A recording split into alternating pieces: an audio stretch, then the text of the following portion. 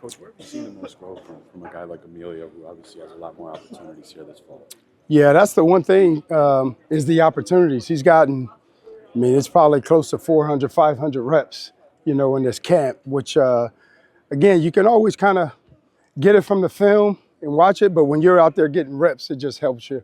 And that's where his growth has come with all those reps. He just gets better and better as more reps he gets. What do you see as the next step for him? I think, again, with a young guy, it's always just the things that doesn't happen all the time. So they may have a play and they may run a play. I may see that play, but then there's a play after another play. He just needs to see it and then just be able to recognize. And again, that just comes with more reps of getting it to understand that it's not just what you just study on film. You just got to understand the concept and you'll get it'll all play out how it needs to. How do you want to handle that position between Amelio and Gianni? Like, do you see it as a true rotation, or how do you want to kind of play that boundary spot? Yeah, as of right now, it'll be a rotation. I think both of those guys have, had a good camp and played well enough that both of them deserve to play. So haven't really, thought about it on the percentage of it, but both of those guys will play for us. Nazer got a lot of reps with the top group yesterday. Yeah. How do you decide how to use him given his situation? And Yeah. do you feel like if you use him, is that taking away opportunities from someone who might be available in week one? What kind of talks do you have? Yeah, the number of reps that we're getting, it all equals out the same. So it's just getting more younger guys. I'm getting more younger guys reps than, I don't need to see Rico play a bunch of reps. He's played a lot of football for us, so it just allows those younger guys. Now I get Kyro, now I get, Jameer Scott, a lot more reps. So kind of with it, the way I do it, it all kind of equals out with the same amount of reps for the guys. Actually, the younger guys are getting more reps than the older guys, You mentioned Kyro, and he's obviously been more reps because of with Rico sitting out right now. Just what have you seen from him in terms of, stepping up to that challenge and playing as physical as he needs to? I think he's super smart. For a young kid to come in and just, he picks up on things very, very fast as far as the concepts of the defense. He still gets himself in trouble with his eye control, and that's what happens a lot of times with young guys is with their eye control. But it happens to him once, and he learns from it. It doesn't happen to him again.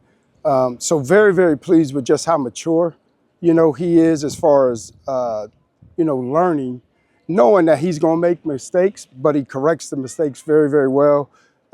He can run. He's big. He's, 186, 187 pounds as a freshman. And super smart. So again, sky's the limit for him. I think, we'll see him on some special teams and maybe see him down the road out there on the field. How about the other two freshmen with Jameer and Jamari? Yeah, we got a lot of the same names. It's hard for us in practice, but Jameer Scott, again, we kind of recruited him as a safety, and then we moved him to corner, so he's so athletic. Him and Kyro, are the two that came early, know the system a little bit better than Jamari. The crazy thing about Jamari is he just finds the ball. And he may not be right. And he does the same technique every single play. But he's got a lot of interceptions and he can find the ball. So, again, you like those guys. They're all tall, they're all long, they're all rangy, they're all athletic. So that's what you like about them. And plus, Jamari just finds the ball.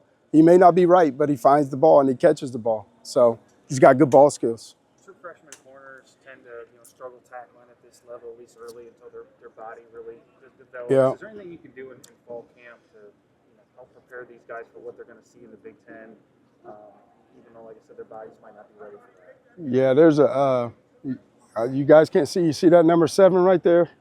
There with that 7 on it, hitting that thing over and over again. That doesn't move unless you sit there and you get low and you keep your eyes up.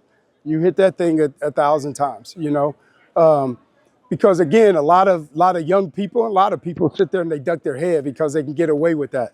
So those are the things that we spend a lot of time on that thing just to make sure that they know the physicality of it. But those guys have gotten a lot of reps and being able to hit our backs, and we thud up a bunch. We don't sit there and tag off. So they kind of got a feel for it. You never know once the lights come on. But again, what they have shown so far is they've hit that thing a bunch and hitting our guys a bunch, and they're not afraid to. They just got to make sure that they execute it. That seems to be a strength of Gianni's in particular. He seems to like to get in on the big hits. Like, is that something that, as a corner, that is rare in your experience? I wouldn't say so as of, lately. I mean, everybody talked about in the old days, it was just cover corners. And so there's no such thing as cover corners anymore, just because, especially in this league, they're going to find you, and they're going to make you tackle. And, my umpteen amount of years in the Big Ten, you've always had to have corners that tackle, because they were going to make you tackle, and you got to be good tacklers. So not a surprise.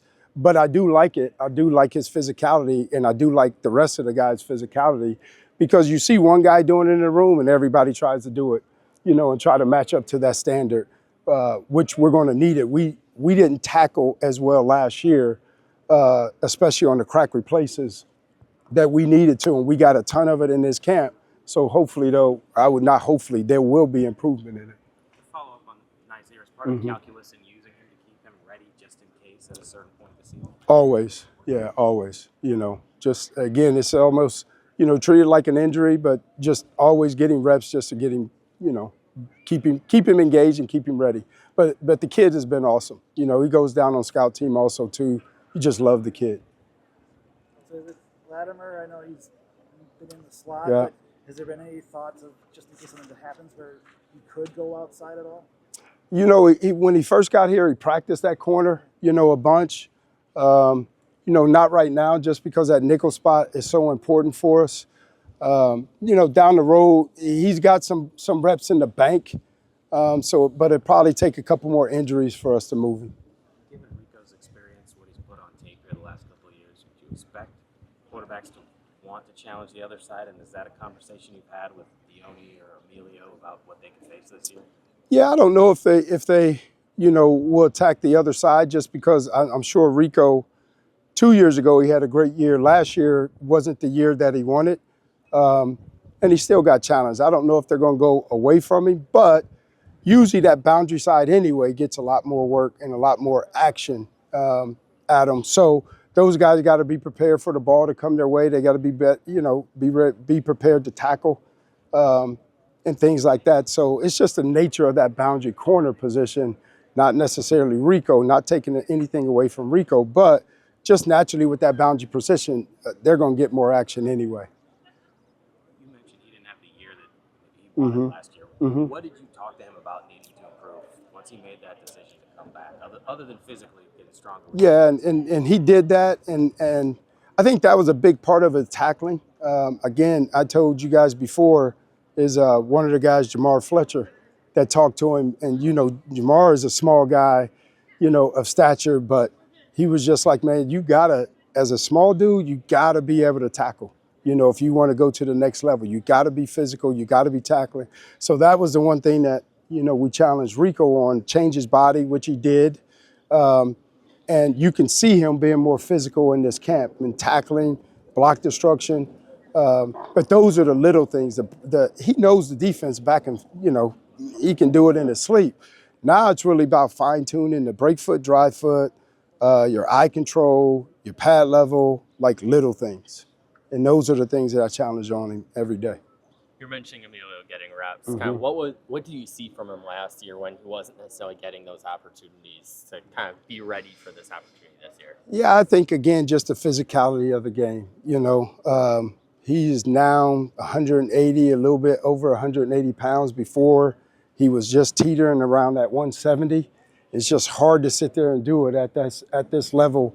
So it just takes a little bit of changing their body, getting with Coach Brady, getting with the weight room, getting with Sophie and Eaton. And now he's consistently over 180 pounds. Now you can handle the physicality of this league.